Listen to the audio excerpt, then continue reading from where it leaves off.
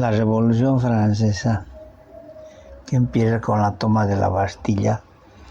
La Bastilla es la cárcel del rey, del gobierno, y es el símbolo del poder.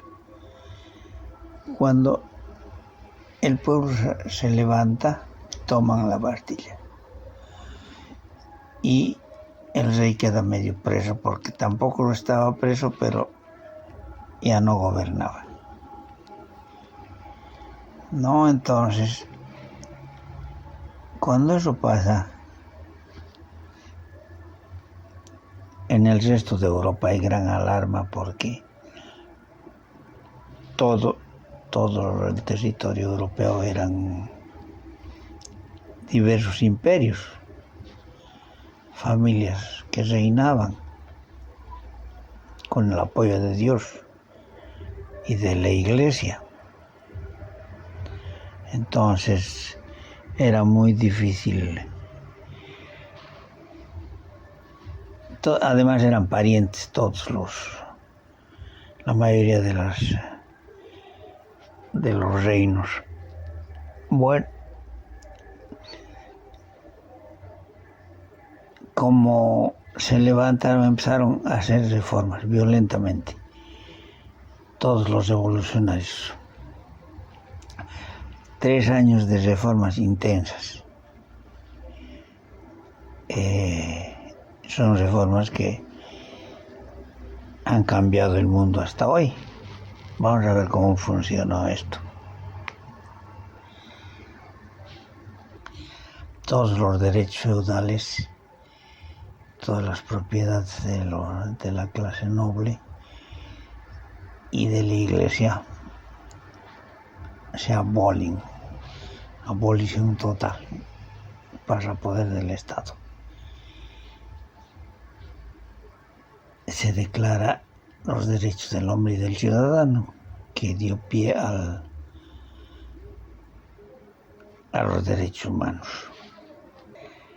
Todo esto causa pues mucho temor en el resto de las potencias europeas. No empiezan a ver que cómo puede ser que se hayan levantado contra los designios divinos.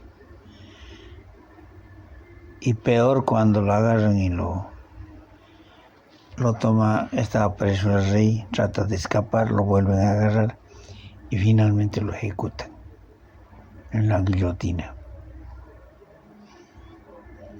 Al poco tiempo de que el rey es detenido formalmente y encarcelado,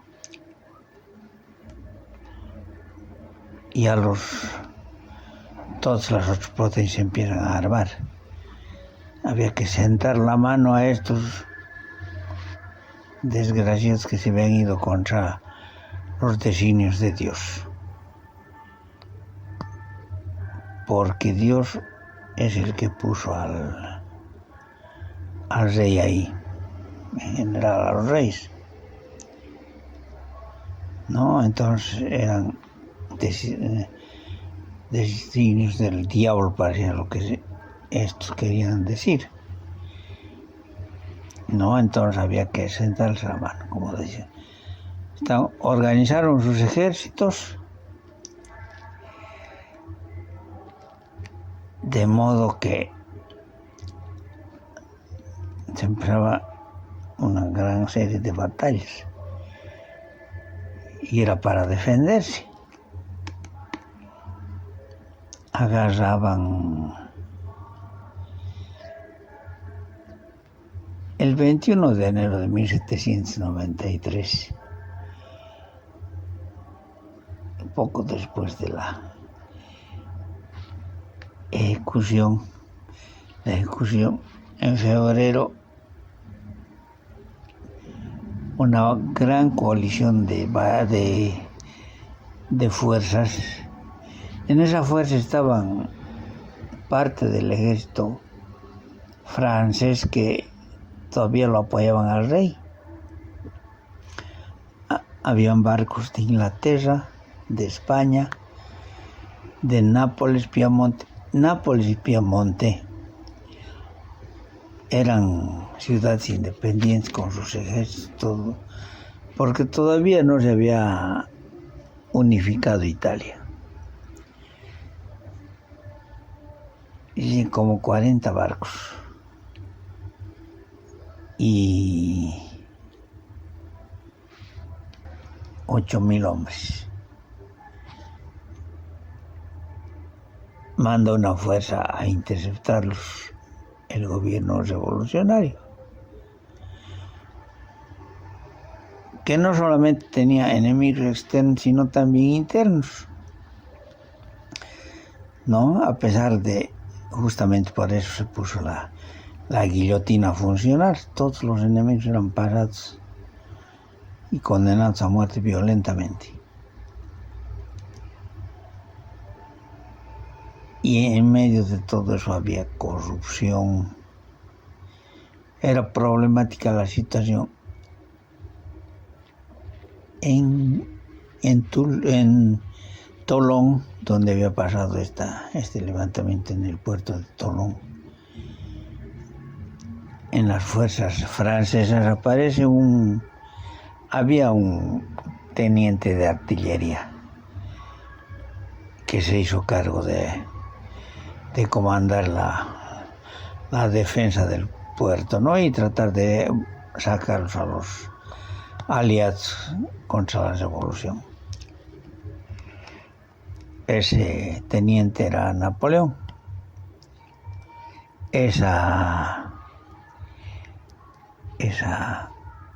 fuerza comandó una batalla que duró 3 meses. Incluso fue herido Napoleón. Acaba con victoria porque Napoleón de noche movía los cañones y empezaron a hundir a los barcos. No eran barcos de guerra, la mayoría. Eran con provisiones, pólvoras y cosas para los hombres. Bueno, les entró terror al final porque no podían hacer nada y se fueron. Esa fue como de toda esa coalición, los ejércitos ingleses eran la mayoría. Y fue la primera vez que se enfrentó con Napoleón, con los ingleses. Entonces toda esa serie de batallas que tenían que librar, porque Europa quería que desaparezca el gobierno de la Revolución Francesa. No querían saber, por supuesto, todos los reyes, príncipes, no quería nadie que se vaya a alterar eso, porque felices los ñatos vivían con todas las riquezas, con todo era de ellos. Entonces, francamente, querían aplastar, querían desaparecer a los revolucionarios. Esa ha sido la semilla de las guerras que después han llamado guerras napoleónicas. Después de la batalla de Tolón, lo han condecorado, lo han subido de cargo a Napoleón, que de teniente de artillería le han dado el cargo de general de brigada. General de brigada, ustedes saben que rara vez un militar en la vida activa llega a general, la mayoría se jubilan de coroneles. Entonces, las guerras napoleónicas no han sido por ambición ni por nada, sino porque tenían que defenderse. Eran defensa propia, ¿no? y han sido intensas y terribles, especialmente contra los ingleses, porque habían imperio prusiano, imperio austriaco, imperio ruso, y Napoleón ha tenido que combatir con toditos. Felizmente que era un gran estratega y lo sucede la mayoría de las veces, lo hace suceder. Algunas veces también le ganaban, no se puede decir que no, eran unos baños de sangre terribles. No. Una de esas, Napoleón, al tratar de menguar el poderío inglés, se va a Egipto. En Egipto no había puesto todavía el canal de Suez, no habían esas cosas, o sea, había que cruzar por tierra. Y las mercancías y todo lo que necesitaban los ingleses. La idea era perjudicar a los ingleses. Los ingleses organizaron un ejército de árabes ahí, y le hizo frente a Napoleón. Y hay una anécdota ahí, Napoleón gana, esa es la batalla, de la famosa batalla de las pirámides, gana y toma 8.000 prisioneros. Y no sabía qué hacer con los 8.000. No podía tenerlos presos, porque era mucha gente que tenía que mantener y designar soldados para que los cuiden, por un lado. Por otro lado, pero si los soltaban, se iban contra ellos otra vez. Así que no le quedó otra, los tuvo que fusilar a los 8.000. Fue una de las descosas terribles que tuvo que pasar, que tomar esas decisiones.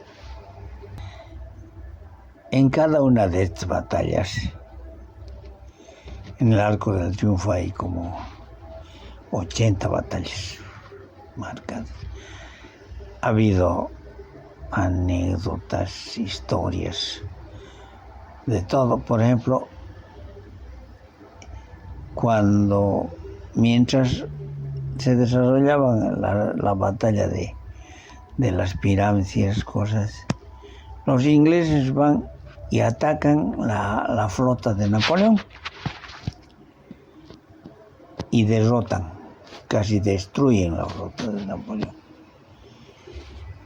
Y Napoleón estaba encerrado, no podía volver a Francia.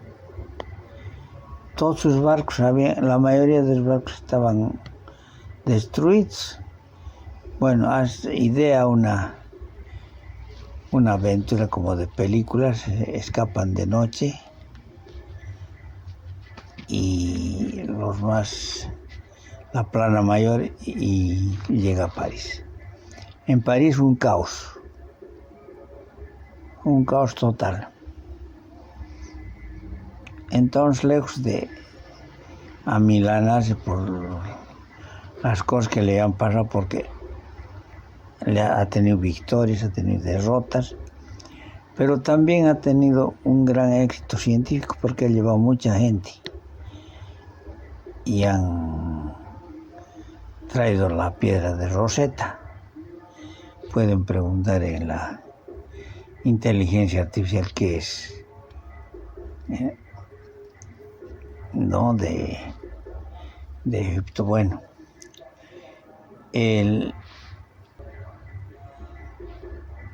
lindas batallas ha tenido que, para pasar y escaparse de noche, que navegaban de noche para que los barcos ingleses que estaban registrando todo ese sector del mar naturalmente no querían que Napoleón escape o se salga en fin, pensaban tenerlo ahí. Cuando así de noche burlaba la vigilancia inglesa y con su barco, creo que eran hasta 3, 4 barcos, llegaron a París, ¿no? Era un desbarajuste total en París. Bueno, y lejos de amilanarse, como dije anteriormente, agarra y toma el directorio. Da un golpe de estado y disuelve el directorio en 1799.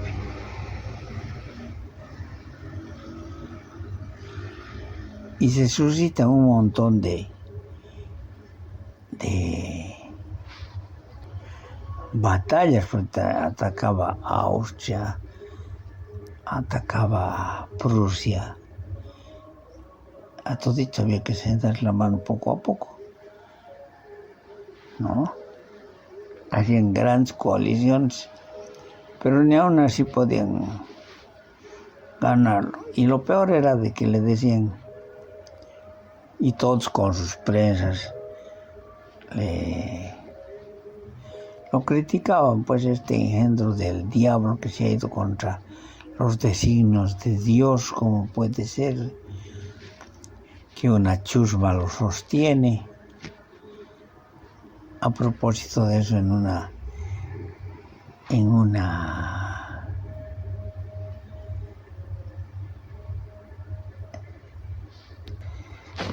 oportunidad llega de una batalla en Italia y las fuerzas internas anti-revolución están organizando porque los nobles que quedaron dentro de Francia estaban ocultos y tenían un montón de plata, y con eso compraban y agitaban a la gente. Había una fuerza que estaban preparándose, 25,000 personas, para ir a tomar el palacio de gobierno donde estaba el directorio gobernando. Bueno, entonces Napoleón se hace cargo, pone cañones en las bocacalles y a cañonazos limpios los hace volar a toditos. Bueno, y con todo eso agarra y toma el gobierno, ¿no? Y lo tenían así, que es un ateo, un maldito, el diablo, que se cansa de esto, porque la fuerza de la religión es también peligrosa. Entonces agarra, va donde el Papa, viene el Papa y lo corona emperador. Listo, ya no le podían decir nada, porque Dios ya lo había reconocido como emperador, estaba ungido por el Papa. Con eso, harta propaganda en contra de él fue diluida, ¿no? Y los ingleses peor se querían morir. En una de esas, Napoleón agarra y prepara otra fuerza para enfrentar a los ingleses, otra fuerza naval. Por tierra los sacudía a todos. Incluso hubo una batalla, la batalla de los 3 emperadores, que era Napoleón contra el zar de Rusia y el emperador de Austria. Los gana los dos, ¿no? Pero en el mar los ingleses eran intocables. Para eso prepara una flota lo más grande que puede y designa un comandante. Después no tenía mucha confianza en ese comandante y el comandante se entera de que estaba dudando de su capacidad y agarra a él y se va a dar encuentro a la flota inglesa. Y se encuentran en Trafalgar, una región al sur de España, en una super batalla. Y finalmente gana otra vez Inglaterra y destrozan la flota española. En esa batalla muere el comandante supremo, el almirante Nelson, comandante supremo de los ingleses. Resulta de que el almirante Nelson muchos dicen que ha muerto por vanidad, por vanidoso, porque antes de las batallas le gustaba ponerse su uniforme de gala, con todas sus condecoraciones, y ese día era un día con mucho sol. Entonces, un francotirador francés se subió a lo alto de una de las velas del barco insignia de los franceses, y él sabía, y le dijeron que lo busque al comandante, al almirante inglés. Y el almirante inglés estaba con todas sus medallas, brillaban. Era el único uniforme que brillaba con el sol. Entonces agarra y le pone un disparo, súper disparo. Le entra por el hombro, le atraviesa un pulmón y se va la bala se va a la columna. Ahí, con un dolor terrible, agoniza unas 4 horas y muere el almirante Nelson. Pero antes de morir se entera de que fueron derrotadas la flota española o la francesa. Él dice, bueno, por lo menos cumplí con mi deber. Y muere. Y en esa época había una costumbre. No había como ahora, no sabíamos momificar ni nada los cadáveres. Especialmente, claro, los cadáveres de los soldados flotaban al mar, pero así de los comandantes, de la gente importante, la única manera que tenían para mantenerlo, lo ponían en un tonel de vino, de ron, y así lo llevan lo devuelven a Londres. En Londres lo reciben los restos del almirante Nelson, son homenajeados en el Parlamento inglés y dictaminan hacer un monumento del doble de tamaño en una columna de 30 metros. Cuando vayan a Londres pueden ver una de las plazas más importantes de Londres, es la Plaza Trafalgar. Ahí arriba está Nelson mirando el mar. Como no podía Napoleón detener a los ingleses, ganarles, seguían siendo un peligro para el imperio, para la revolución, porque él donde iba ya era dueño de toda Europa casi. Donde iban todas las ideas francesas, todas las conquistas, todo lo que habían logrado la Revolución Francesa. Su modo de vestir, su modo de comer, su modo de todo. Entonces, de esa manera fue creciendo la influencia francesa y de ahí se extendió al resto del mundo. Aparte, Napoleón escribió lo que se llaman los códigos napoleónicos. Es una serie de libros y de leyes. Los códigos napoleónicos están en la mayoría de los países, en las constituciones de la mayoría de los países. Así que no hay que dar mucho crédito que lo único que podía hacer Napoleón era guerrear. No, era un genio en muchos sentidos. Para parar a los ingleses, lo único que se le ocurrió, se le ocurrieron muchas cosas, pero una de las cosas que se le ocurrió fue hacer un bloqueo continental.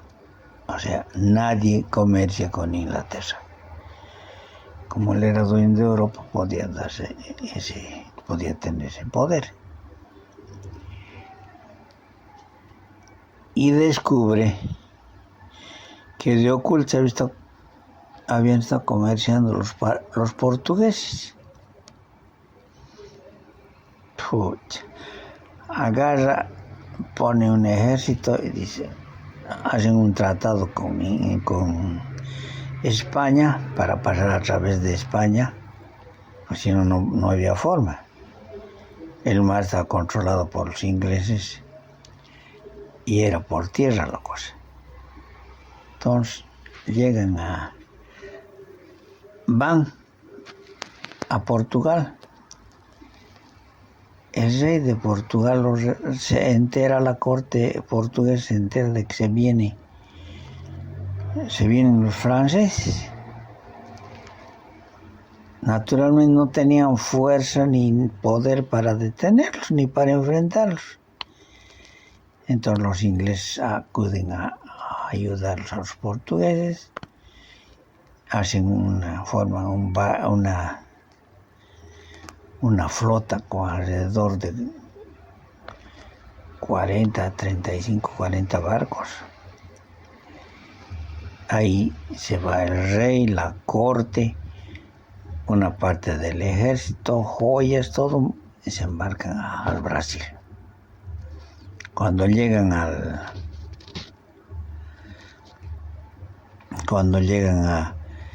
territorio Brasil o a Portugal ya no estaban, ya se habían escapado. Entonces, de ese modo, llega al Brasil la mejor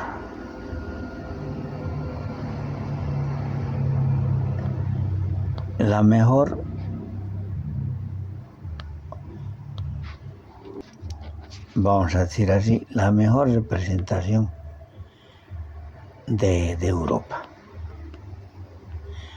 Porque quienes venían al resto de Sudamérica, ni siquiera los mejores comandantes podían ir, los comandantes militares. No, por ejemplo, de España estaba en guerra permanente. Tenían guerra con España, con Inglaterra, tenían en Flandes muchos problemas, en lo que ahora es Holanda por ahí, Bélgica, Holanda. Y no podía destinar mucha gente a los presos, a los condenados, manda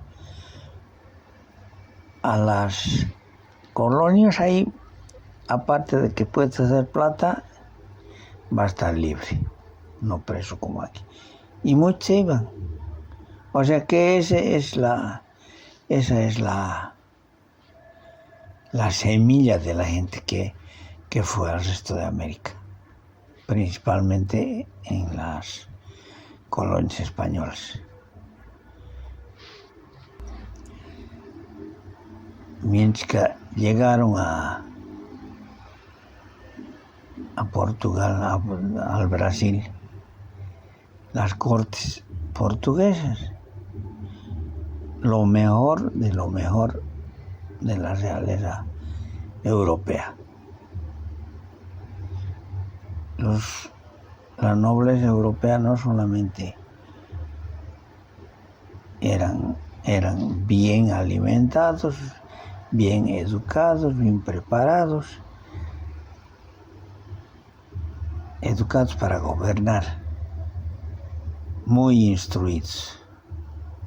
La crema y la nata de la nobleza europea llega al Brasil. Primero llegan a Bahía, de ahí se van al Río, hacen su capital en el Río. Naturalmente tienen otra visión, ven las cosas de otra forma y el Brasil tiene otro destino. Empieza a crecer, todo lo que ustedes conocen ahora del Brasil empieza ahí. Traen migrantes de Europa mismo, de Italia, de Alemania, que le dan gran poder. No solamente eran manos de obra, sino también mentes, creadores. Esa es la causa, la principal causa del tamaño del Brasil y de la grandeza. El Brasil ha llegado a ser la quinta economía del mundo. Espero que les haya gustado este video. Así que pongan su me gusta, por favor.